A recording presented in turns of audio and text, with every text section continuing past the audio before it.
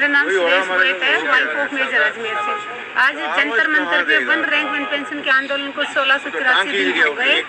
सिर्फ उसकी डेफिनेशन लागू कराने के लिए पूरे सैनिक जंतर मंतर पे बैठे हुए हैं और सरकार ने वादा करके सैनिकों को धोखा दिया। सैनिकों ने तो अपना वादा निभाया, वोट दिए, सरकार आई, लेकिन प्रधानमंत्री जी अपना वादा भूल गए। दूसरा, प्रधानमंत्री जी कहीं भी जाते हैं, किसी भी स्टेज पे जाते हैं, बोलते हैं कि मैंने वो आरोपी दे दिया। प्रधानमंत्री जी आपसे प्रार्थना करती हूँ कि आप झूठ बोलना बंद कीजिए, आप देश की जनता को गुमराह करना बंद कीजिए। वन रैंक वन पेंशन अगर मिल गया होता तो हमें सड़कों पे बैठने का शौक नहीं है। हमें घर का काम छोड़ के, बच्चों को छोड़ के यहाँ आना और फिर सिर्फ अपनी जोत जला के रखी हुई है। हम हार नहीं मानने वाले। सैनिक बॉर्डर पे जब गोलियां आ रही होती हैं सामने से, तब भी वो पीछे नहीं हटता। तो आज भी सैनिकों को अपने मान सम्मान इज्जत की बात है। हम यहाँ बैठे हैं अपने मान सम्मान इज्जत के लिए। जब तक परिभाषा सरकार लागू नहीं करेगी, पूरे सैनिक जंतर मंतर पर डटे रहेंगे। जितना जोर लगाना है लगा ले प्रधानमंत्री जी, पूरे सैनिकों का हक कोई भी सरकार रोक नहीं सकती।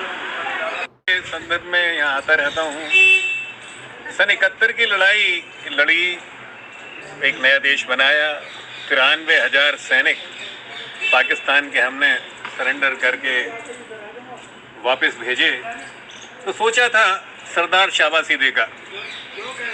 सरदार ने ऐसी शाबाशी दी कि हमारे फौजियों की पेंशन 70% से हटा के 50% कर दी। और उसी दिन से ये लड़ाई शुरू हो गई है।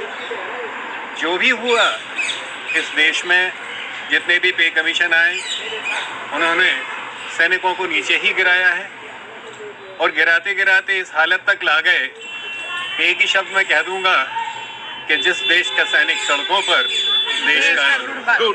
जिस देश का सैनिक सड़कों पर, उस देश का दुर्भाग्य है। कई कमीशन बैठे, कई लड़ाइयां लड़ी। अगर सैनिक को कोर्ट के दरवाजे खटखटाए पड़े, इससे बुरी बात क्या हो सकती है। जो लोग वर्दी में हैं वो तो सोच भी नहीं सकते। हम जैसे लोग जो रिटायर होके बाहर आ गए, और इनकी दमन पूर्वक नीतियां हमने सब सरकारों की अभी तक देखी। इन्होंने सैनिकों को मार्जिनलाइज कर दिया, नीचे ले गए, नीचे ले गए, नीचे ले गए। सैनिकों के लिए जो युक्तियां होती हैं वो भी खा पी गए। उनको कोई रिजर्वेशन हो, चाहे किसी में हो, कहीं भी कुछ नहीं मिलता है। दुर्दशा है और ये देश के लिए ठीक नहीं है, ये घातक है। 30-40 साल हो गए इस लड़ाई को लड़ते हुए।